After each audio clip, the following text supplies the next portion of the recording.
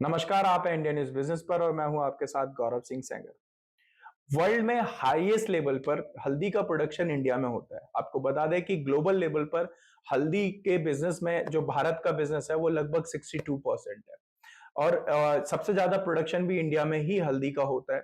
International level पे काफी हद तक हल्दी को इंडिया बड़े लेवल पर एक्सपोर्ट करता है। आपको बता दें कि इस साल 22-23 जो फाइनेंशियल ईयर था, उस फाइनेंशियल ईयर में इंडिया को जो हल्दी का बिजनेस जनरेट हुआ था, रेवेन्यू जनरेट हुआ था इंटरनेशनल लेवल से, यानी कि एक्सपोर्ट मार्केट से, वो $208 मिलियन का बिजनेस जनरेट हुआ था। इसमें अगर हम क्वांटिटी की टर्म में बात करें तो भारत ने 1.5 लाख टन हल्दी को एक्सपोर्ट किया था।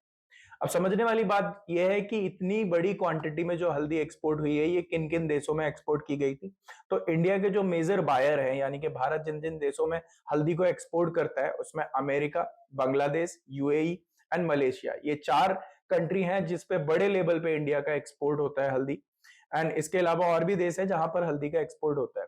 तो अब ऐसे सिनेरियो में जहां पे एक हल्दी इतना बड़ा बिजनेस जनरेट करके दे रही है, आप हमारी कंट्री जो है वो वर्ल्ड में लार्जेस्ट प्रोड्यूसर है हल्दी की, और मार्केट में 62% कंट्रीब्यूशन है ग्लोबल लेवल पे इंडिया का। तो इंडियन गवर्नमेंट चाहती है कि इसको एक सिस्टमेटिक वे में ऑपरेट किया जाए और हल्दी के बिजनेस को और बड़े लेवल पे लेके जाया जा सके।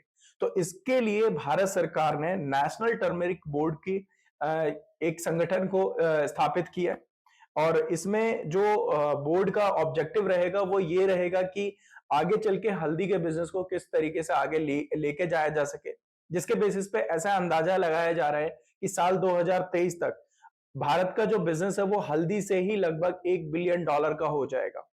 अब इसमें जो बोर्ड संगठित हुआ है, ये बोर्ड क्या काम करेगा, हम उन पॉइंट्स को समझते हैं। इसमें ये जो बोर्ड है जिसका गठन किया गया है, नेशनल टर्मरिक बोर्ड, इसका मेन फोकस ये रहेगा कि किस तरीके से हल्दी की जो क्वालिटी है उसको इंप्रूव किया जाए, उसके जो फूड स्टैंडर्ड्स होते हैं उनको इंप्रूव करने पे फोकस किया जाए, ये पहली चीज की जाएगी। दूसरा ये रहेगा कि हमारे देश में जो हल्दी का प्रोडक्शन हो रहा है वो अभी पोटेंशियल पे नहीं है, यानी कि जो हमारी प्रोडक्शन कैपेसिटी है वहां पे नहीं है। तो इसके लिए पोटेंशियल को इंक्रीज करा जाएगा, यानी कि हमारा जो मैक्सिमम पोटेंशियल है उस पे फोकस किया जाएगा और हल्दी को मैक्सिमम पोटेंशियल पे प्रोड्यूस करने पे फोकस किया जाएगा। देन इसके बाद जो हल्दी से जुड़े किसान हैं, जो लोग हल्दी की खेती करते हैं, तो इनको मोटिवेट करने की बहुत ज्यादा जरूरत है। तो ऐसे सिचुएशन में जो किसान है हल्दी के, उनकी इनकम को भी बढ़ाने पे गवर्नमेंट फोकस करेगी, यानी कि जो नेशनल नेशनल टर्मरिक बोर्ड है वो कुछ इस तरीके से स्ट्रैटेजी बनाएगा जहां से किसानों की इनकम जनरेट हो सके। और जब हल्दी की क्वालिटी इंप्रूव होगी, क्वांटिटी बढ़ेगी, तो इंटरनेशनल मार्केट में हल्दी का कंजप्शन भी होगा।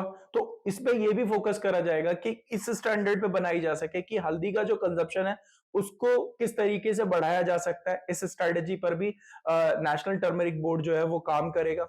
और अल्टीमेटली जब ऐसा होगा तो हम एक चीज समझ सकते हैं कि जो हल्दी से जुड़े किसान हैं, जो हल्दी की खेती करते हैं, इन किसानों की इनकम में भी बेनिफिट होगा। और अल्टीमेटली गवर्नमेंट का ऑब्जेक्टिव भी यही है कि जो एक्सपोर्ट से हमारे देश में पैसा आएगा दूसरे देश से हल्दी के एक्सपोर्ट करने से, और इसका बेनिफिट हमारे देश के किसानों को भी मिल सके, तो इस चीज पे हमारे गवर्नमेंट फोकस करेगी।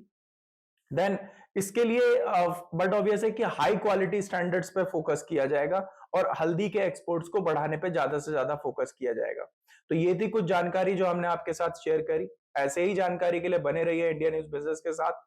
अगर आपको ये वीडियो पसंद आया तो वीडियो को लाइक करिए, चैनल को सब्सक्राइब करिए, अपना कमेंट जरूर करिए।